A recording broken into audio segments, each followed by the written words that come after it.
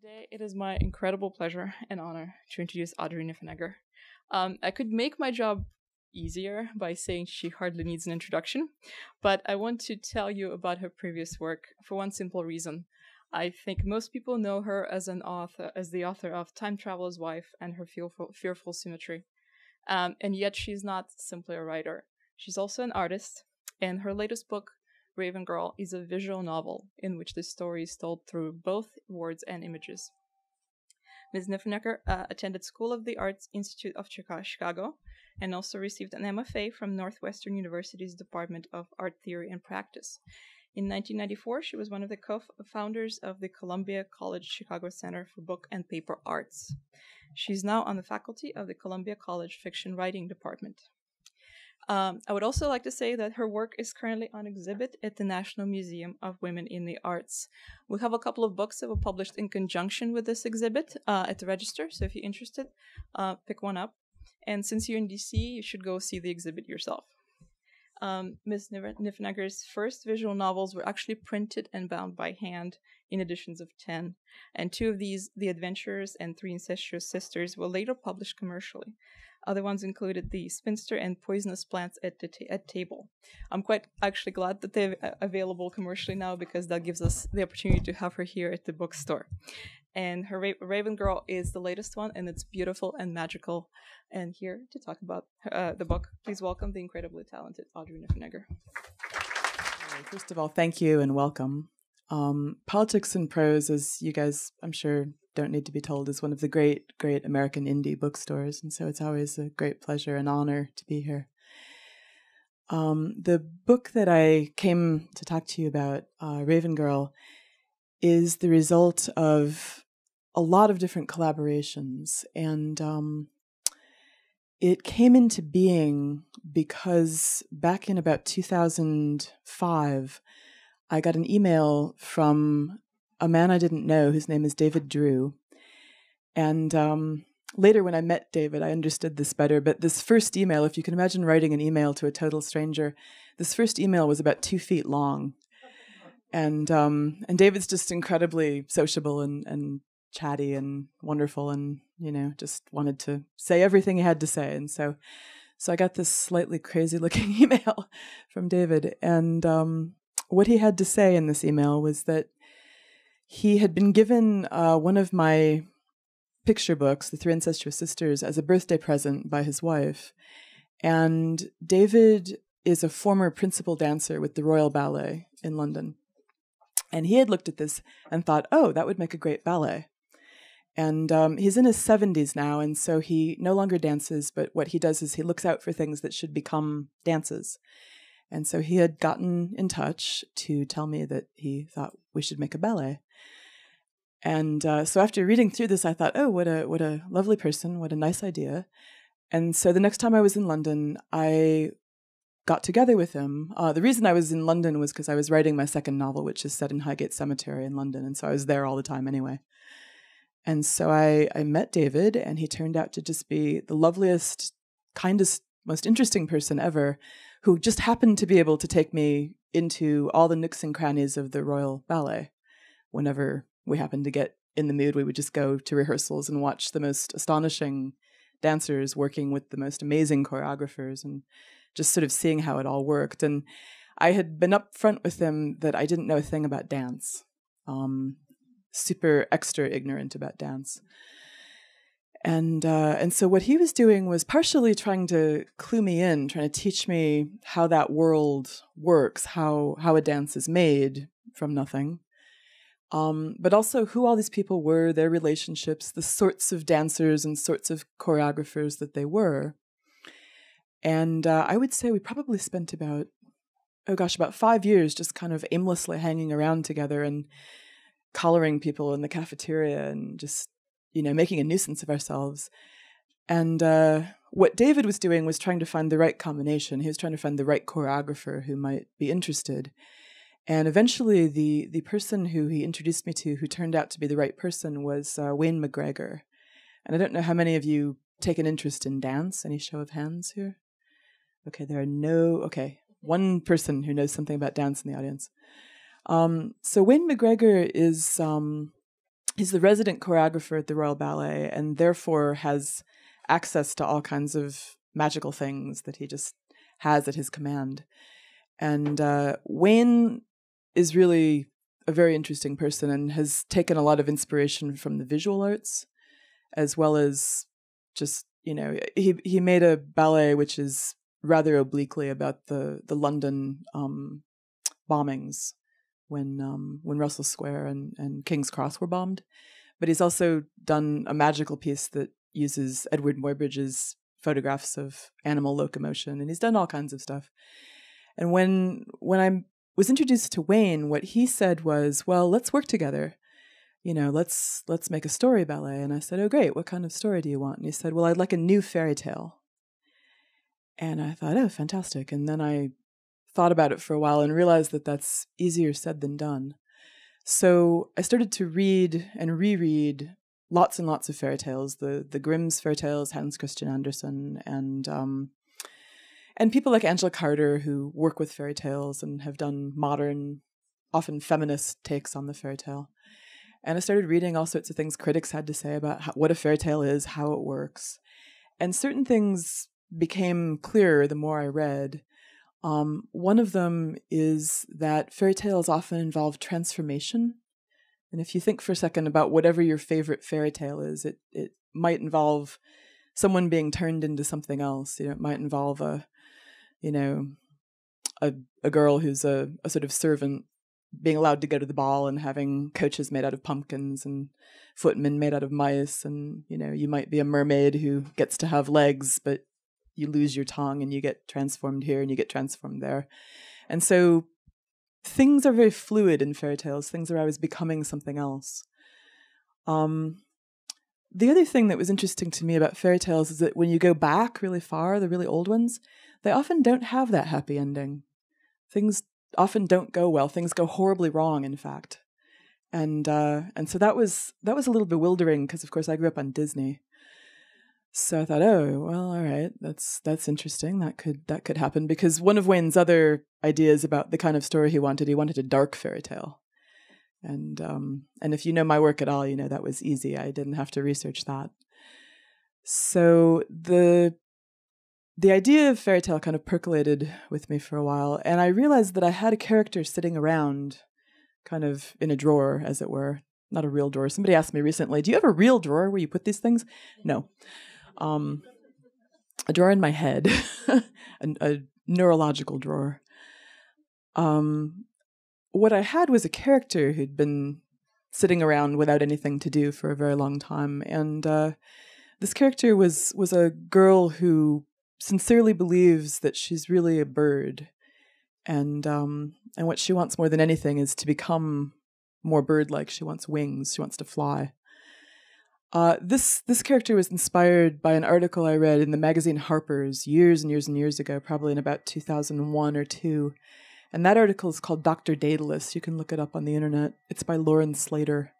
And it's a fascinating article. She was profiling a plastic surgeon who was thinking more like an artist. He wanted to work with anybody who would work with him, anybody who wanted to be transformed in very unusual ways, people who might want a tail or horns or wings or, just all kinds of things. He was willing to do it. But unfortunately, if he started doing that kind of thing, he would have lost his license. So he was being somewhat restrained by medical ethics.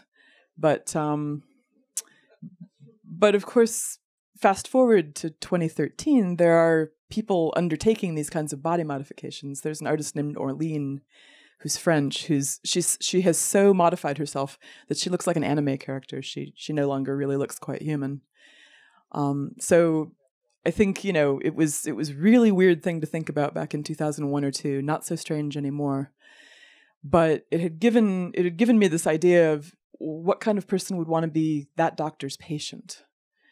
So I'd come up with this little bird girl, but I didn't have anything for her to do other than longing to be different.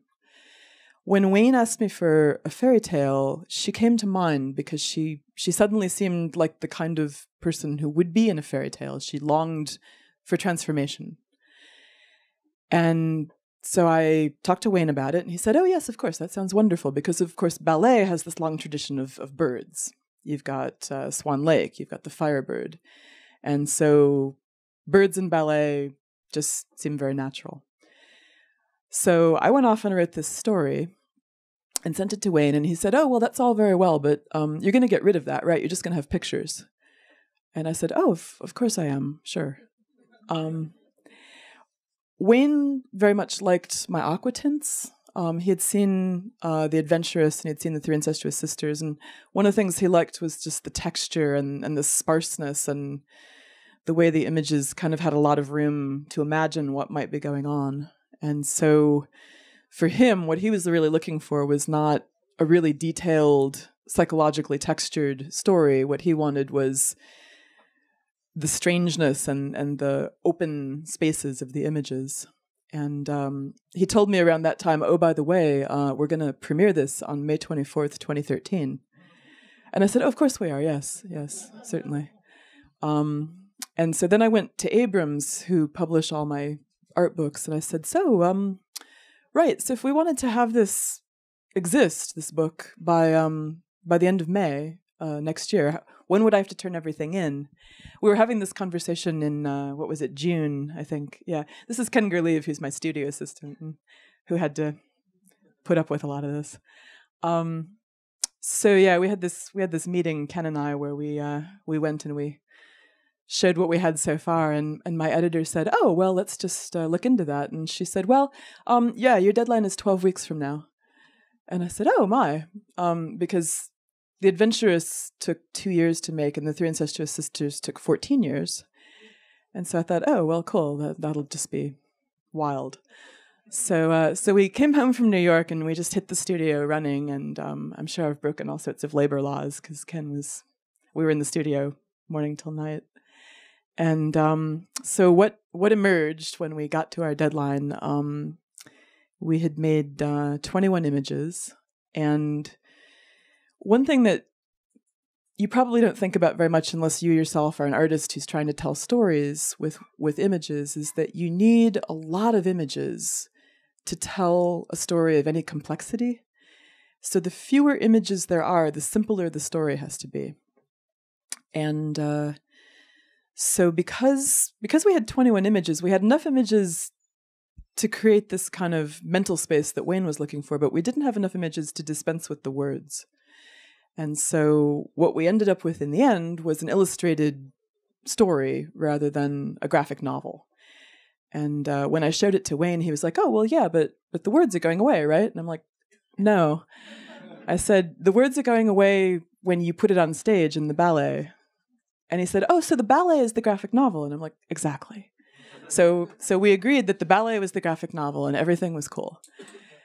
And one of the great, delightful things about Wayne McGregor is that he himself has a very unusual mind and is immensely creative and will do things you don't expect at all. And he gives his collaborators room to do the same. And so he was perfectly happy for me to take that artistic license. And when I handed everything over to him, he invited me to come to meetings, and so I came to meetings and I talked to the various people, the woman who was going to design the sets and the costumes, and the lighting people and the videographer and everything. And so I knew who was doing what. And then there was this period of a few months where I just kind of let them do their thing. And so when I actually checked in again and started watching rehearsals, it was all a surprise. But what was so great about this process was that I was watching people dance, and they really were the characters. Like there was nothing about them where I said, oh no, wrong. Oh, that character would never do that. I mean, it was an amazing experience to have somebody understand the characters, understand the story, and then extend it and make it more. And I mean, if you yourself do anything creative and if you work with other creative people, you know how rare this is. You know how rare it is to go and say, yes, I love it. You can catch a little bit of the dancing if you go on YouTube and you just go on YouTube and just type in Raven Girl, and you can see Wayne rehearsing two of the principal dancers. What you'd see is 10 minutes of a duet that's at the very end. And in the book itself, this is just one image. You know, you just turn the page and there it is, and you look at it for however long you look at it. But in the ballet, you sit there for 10 minutes and watch these two characters just be in love. And it was amazing. So I wish I could manifest the ballet in front of you, but but I can't. But the next stage is that we're going to make a film. So then everybody can see it, and it'll be easy to show it around.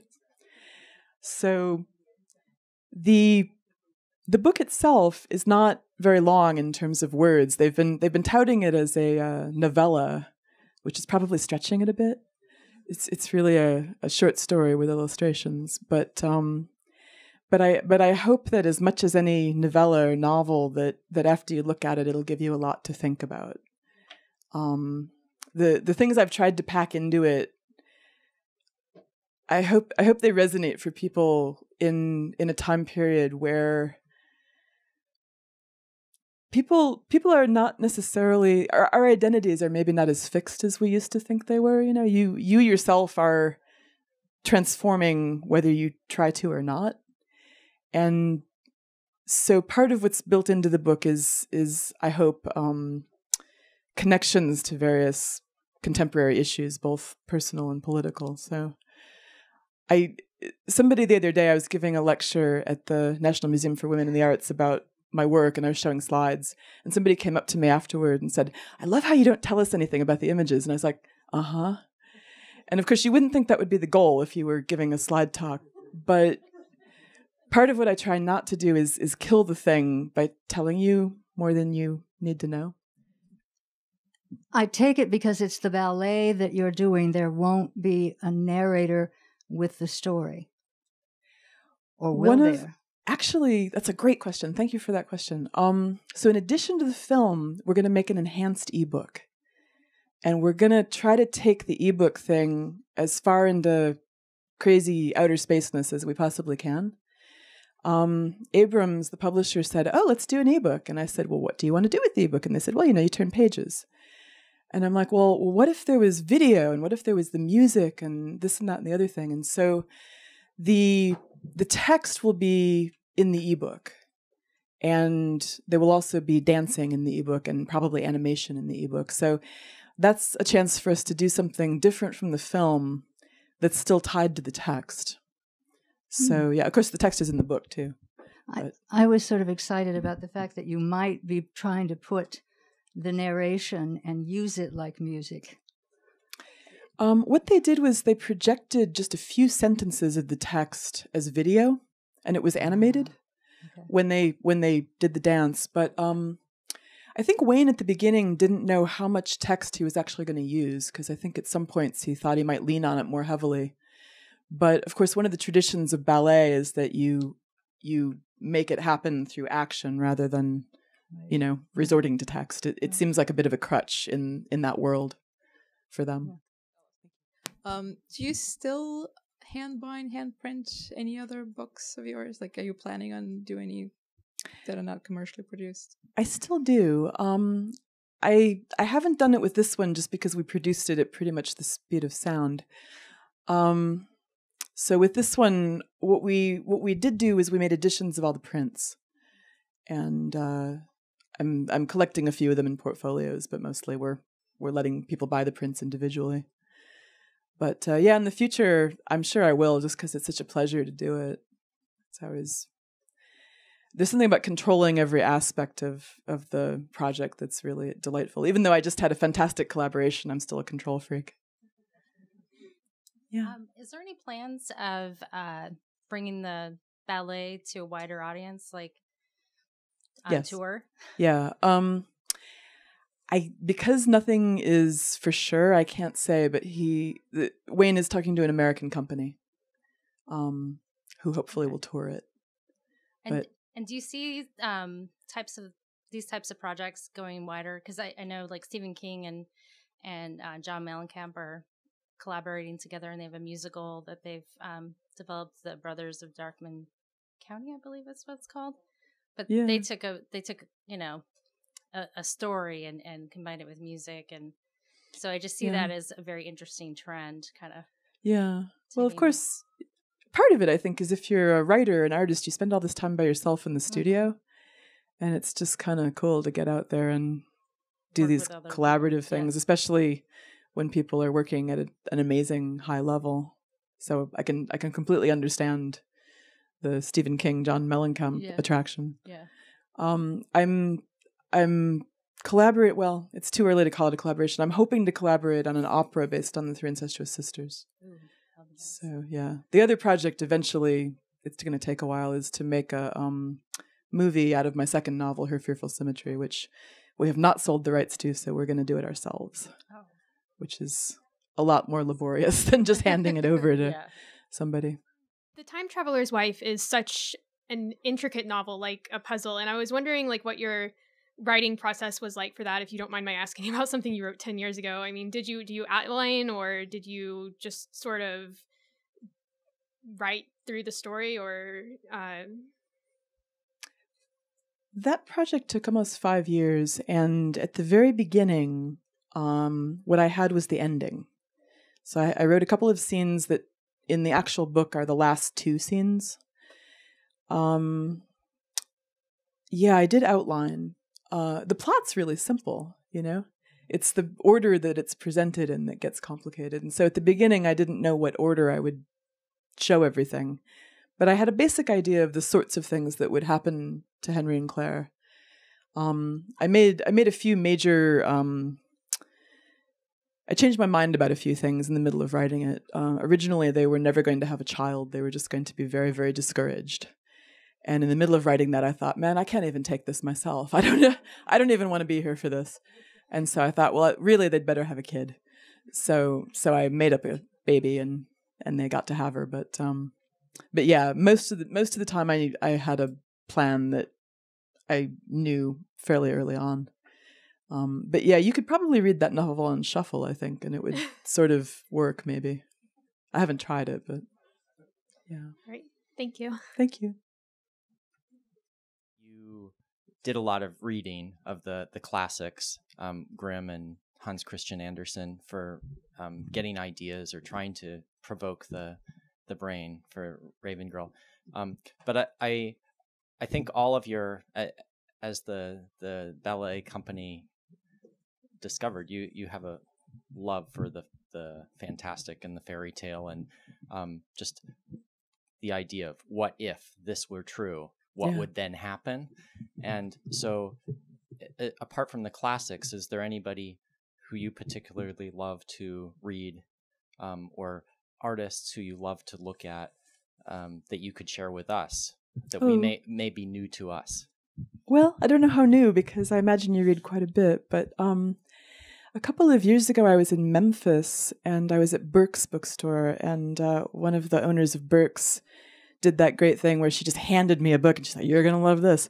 And the book she was handing me was Little Big by John Crowley, which is literally a fairy story, although actually it's a big, complicated novel, but there are fairies in it. It's a family history about this family that over several generations has contact with fairies, and the fairies, as always, are kind of amoral, and they don't really care what effect they're having on the humans, but the humans are always trying to figure it out. But John Crowley, he's written loads of books, and he does one of those things that I love where no one of his books is just like any other. He never repeats himself. And I've been working my way through everything he's written, and everything he's written has been delightful. So I feel like I'm doing an infomercial for John Crowley, but he deserves it. He's so good. I remember from Time Traveler's Wife that Claire was an artist and worked with paper mache building birds. And now in this next one, we have a Raven Girl.